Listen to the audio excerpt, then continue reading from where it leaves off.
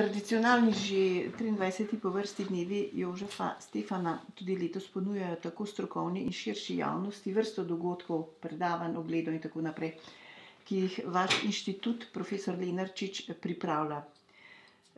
Se kot direktor inštituta še posebej zavzemate, da ob jubileju velikega slovenskega fizika Jožefa Stefana odprete institucijo in pripravite nekakšen defile dosežkov. Pravzaprav, seveda, mislim, da je ta teden je tako ne samo slovesen, ampak ima en prav poseben duh veje tukaj po inštitutu, ker dejansko gre za to, da inštitut Jožef Stefan odpremo javnosti.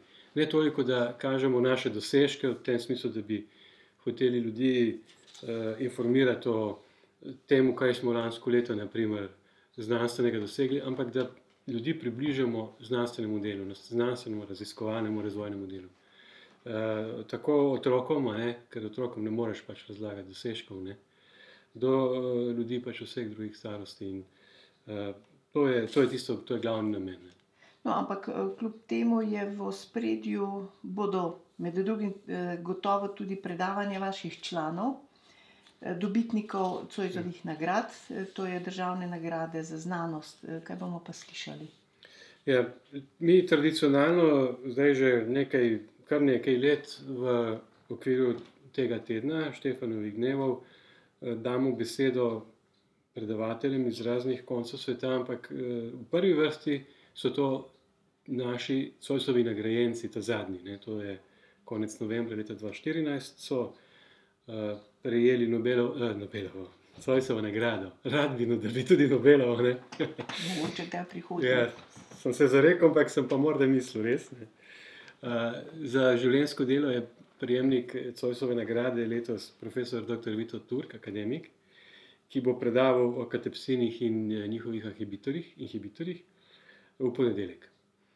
Potem bo v torek imamo stvar nekoliko drugače, imamo pa zunanjo predavateljico in sicer tokrat imamo mlado raziskovalko iz inštituta znanstveno-raziskovalnega centra SAZU, to je docentka Dobrovoljc, ki pa ona se ukvarja z slovenskim jezikom.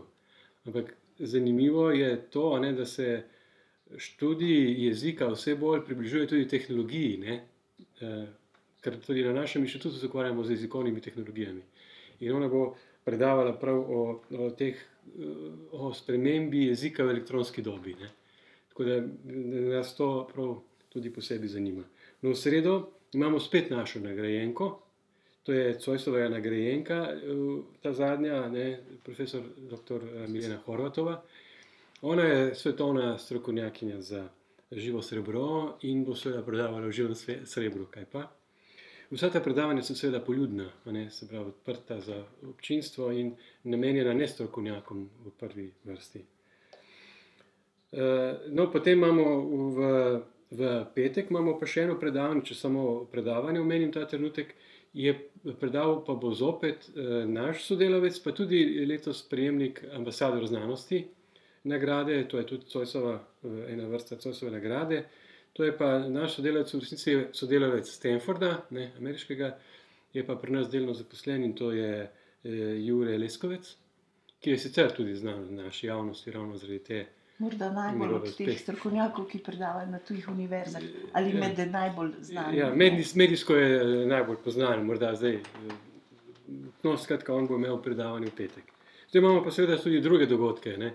V sredo zvečer, to je pa seveda z vabilom, podeljujemo zlati znak Jožefa Stefana. Zlati znak je namenjen doktorandom, oziroma doktorjem, ki so v zadnjih 3 letih dosegli največjo odmevnost, torej njihova doktorska dela. Odmevnost se pa vidi na 2 načina, ali v znanstvenih okvirih, to pomeni recimo citiranost, odzivnost raznih drugih znanstvenih ustanov na ta dosežek, ali pa tudi aplikativna odmevnost, ali torej govorimo o dosežkih, ki so imeli kakršenkoli vpliv na razvoj nekega izdelka, tehnologij in tako naprej, ki se recimo ali komercializirajo ali se razvijajo pač v nov izdelek. Ponavadi podeljujemo 3, tokrat smo podelili, oziroma bomo podelili samo 2 nagradi, eno za področje naravoslovja, eno za področje tehnike, medtem ko za področja ved o življenju pa tokrat se je odbor odločil, da ne bi podelil nagrade, tako da bosta letos samo 2. Je pa nagrada Zlati znak Jožefa Stefana pravzaprav v bistvu neka blagovna znamka vašega inštituta postala, ne? Pa me zanima vseeno, a je kakšno leto kar dren, recimo pri kandidatih, ko morate izbirati? Različno, ampak največkrat imamo tam okrog 20, od 15 do 20 kandidatov, je pa tudi kdaj manj, ne? To je različno, ker tukaj je veliko, jaz temu rečem, avtocenzure, ne? Če nekdo misli, ker namreč dobiti to nagrado je izredno težko, ne? In zdaj ne prijavi se vsak, ne? Oziroma prijaviti ga mora mentor, ne? Bivši mentor. Tako da vsak se ne prijavi in da je v tem smislu neka cenzura. Tako da samo število prijav ni pokazatelj kakovosti. So pa prejemniki nedvomno med tistimi, ki so najbolj kakovostni raziskovalci, in tisti, ki so jih prejemali pred 15-20 leti, so danes brez izjeme vrhunski raziskovalci ali pa tudi zaposleni v gospodarstvu, ampak so tisti, na katerih temelji slovenske raziskave in razvoj. A kaj spremljate recimo vse nekaj let njihov razvoj? V glavnem, torej ne spremljamo sistematično, ampak v glavnem imamo z vsemi stike. Jasno, da imajo stike predvsem mentorji in tiste skupine, kjer so delali. Tako na centralnem nivoju inštituta ne vodimo neke posebne statistike, kaj se z njimi dogaja, ampak tiste, če pogledamo imena, jih praktično vsi poznamo, čeprav niso recimo z konkretnega področja specialisti, ne. Da so res vrhunski. No, direktor Lenarčič, konec tedna pa zaznamujete z dnevom odprtih vrat, ne? Kaj boste pokazali obiskovalcem? Ja, še pred tem bi želel povedati, ne, da bomo podelili pa tudi 3 nagrade, 3 priznanja inštituta, ki so zelo pomembna. To je pa za starejše sodelavce, ki so že v pokoju, to so pa zaslužni znanstveniki. In sicer akademiku profesorju Svetini, akademiku profesorju Žekšu in profesorju Drofeniku. To je pa tudi zelo, zelo prestižno priznanje na našem inštitutu. Redko kdo dobi to priznanje, ne? To je v četrtek ob eni, to je tudi odprto za vse in ob enih so seveda vsi vabljeni na inštitut, ker bo tudi ti dosežki oziroma življenje teh ljudi bo predstavljeno. No, v soboto je pa seveda dan odprtih vrat. To je pa tisto, česar se pa pravzaprav vsi najbolj veselimo, je sicer tudi zahtevno, ne, ker prihajajo velike skupine ljudi, tudi posamezniki, družine. Vsako uro, točno uro, ne, ob 9, 10, 11 do 1 bomo zbirali skupine tukaj pred vhodom in si bodo potem organizirano lahko ogledali inštitut.